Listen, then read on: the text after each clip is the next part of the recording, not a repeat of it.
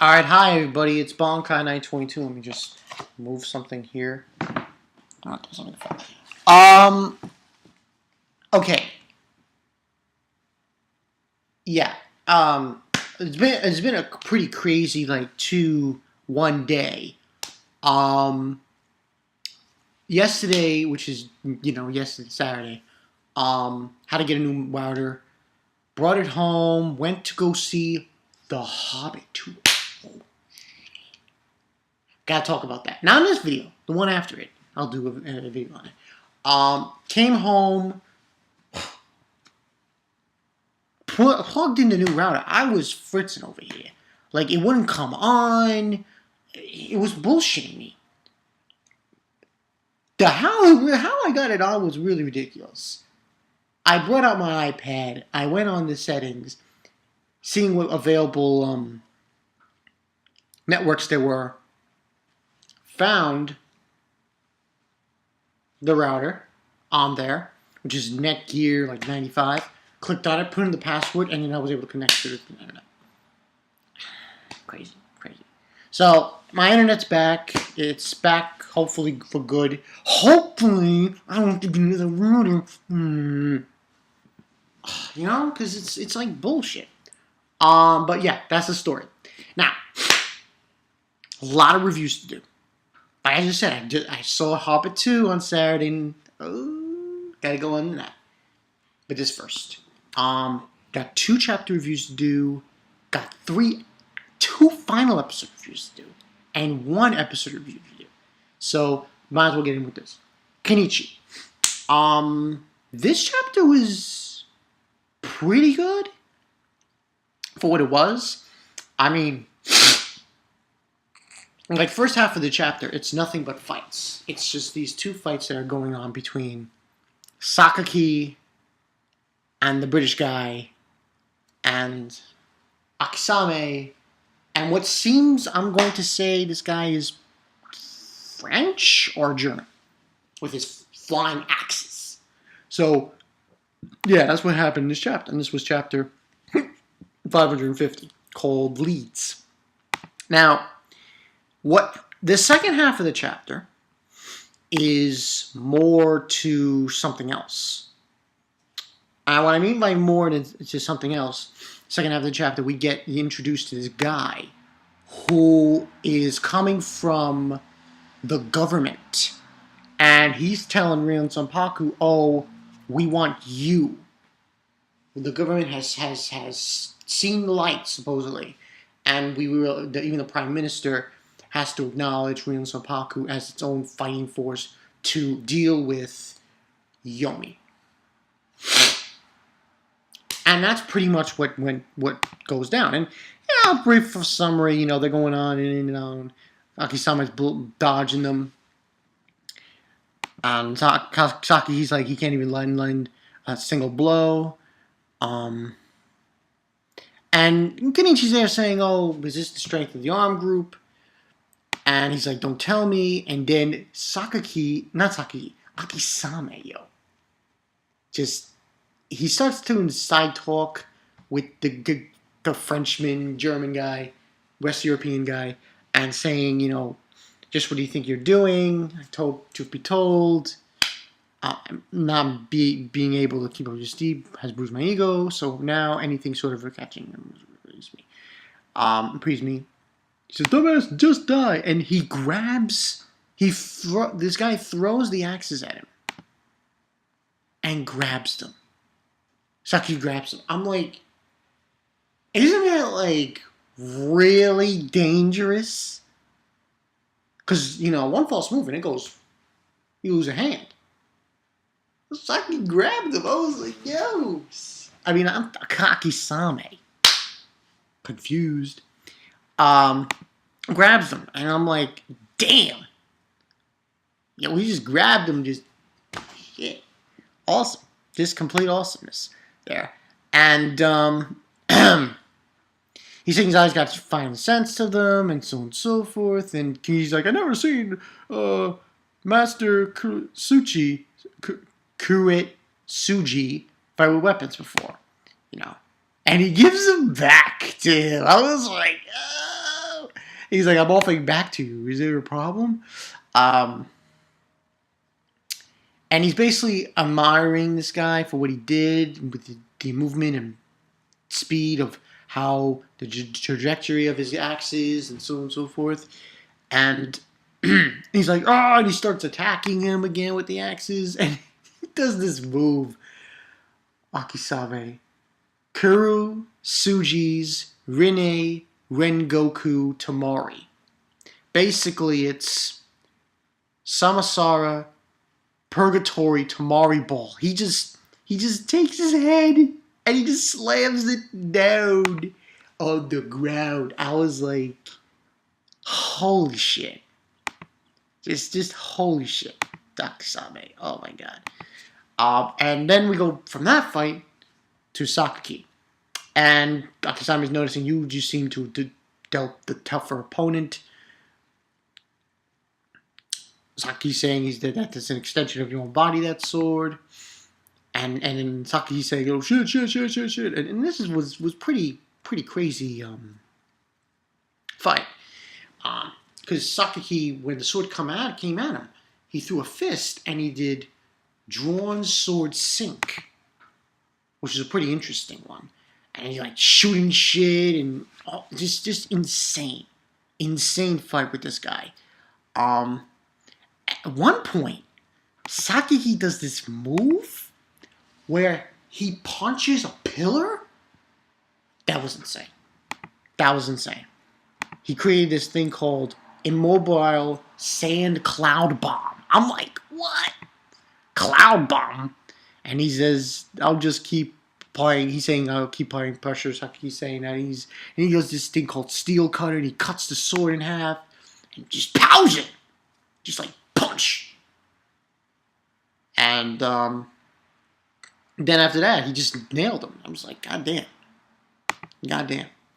Just nailed it. He says, because I'm a Katsu Jin, that your life is, I'm not going to kill you and everything. And he's like, continue being, enjoy your growing old geezer. And then they're all excited that they did it and so on and so forth. And then Saki's asking Akisame, and he leads about it. And what we find out is that Akisame finds out that under their shoes, there's sand and there's coral. So they obviously came from somewhere like an island or a beach or something. So he deduces that. And he then says he's also going to do is go and look in their hair if there's any pollen. Because if there's pollen there, they'll narrow down the list of what island specifically they came from. So that's basically what he's saying there. He says, and then he says, you over there, how long do you stay hidden? Gonna keep hidden, Akisame says. And as this guy shows up, and he says, I've been spotted. And Saki's like saying, you're an official from the government, you reek one of them. And he's saying, I won't bore you with my official title. You can call me Akamoto. So this Akamoto guy was surveilling these two foreigners who came here, who are part of Yomi to kidnap, who were going to take Miyu and Kenichi. He was surveilling them. And he just basically states, I'm going to take them into custody, but interrogating will probably be a dead end, but protocol. And he says he has a message for Rin Sonpaku from the higher-ups, saying that he's basically, long and short of it, has been viewed a threat as a rebel faction. But the opinions have been swayed now, and you're considered more government-friendly. And that the Prime Minister really, is going for them, saying that he appreciates your efforts. And then he says he's going to send some reinforcements, and then he has a little scene with Miyu saying, "Oh, you get infected, put this on."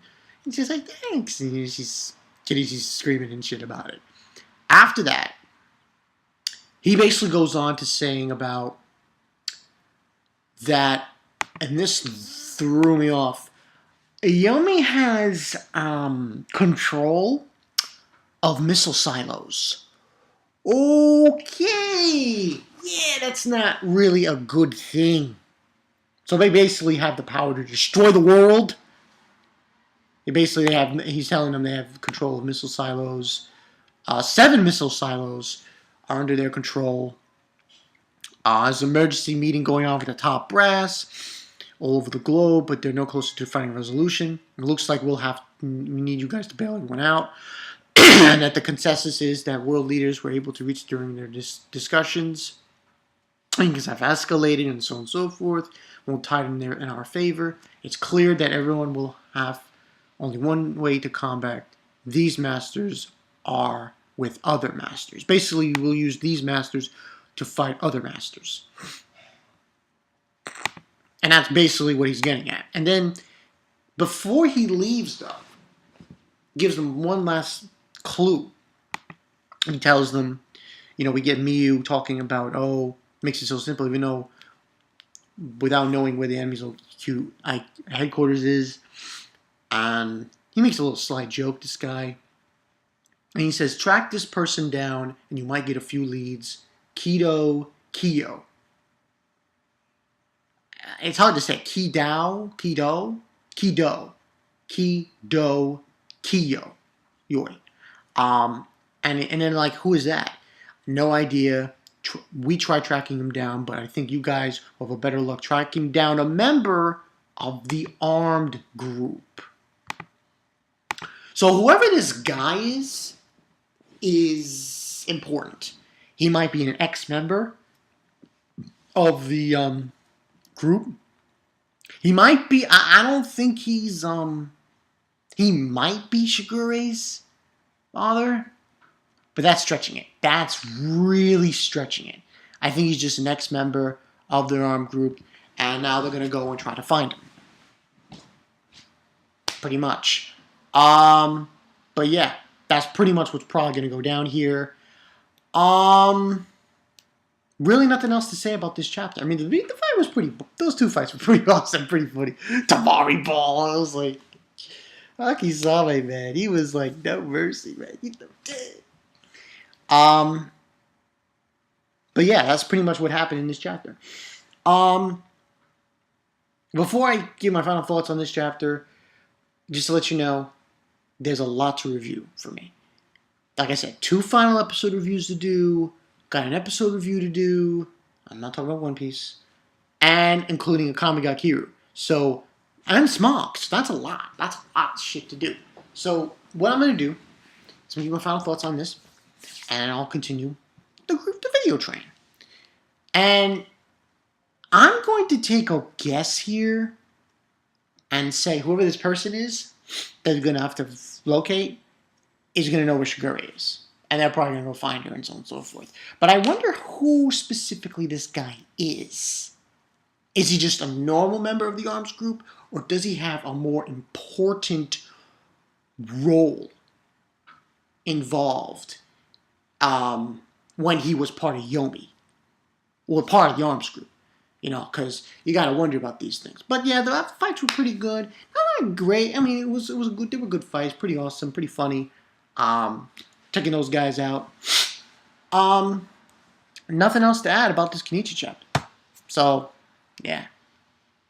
I'm wondering if the last thing I'm trying to tell you guys, I'm not sure if we're going to get chapters next week. We might, because of how the previous week we didn't get. So like the previous week we didn't get Kenichi, we didn't get Fairy Tail.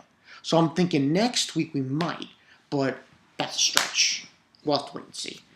But yeah, that's pretty much it, people. Bankai 922. I will see you guys later. Sakaki, Kakisame, yo, Tamari Ball. That was fucking funny. That was funny shit. See ya.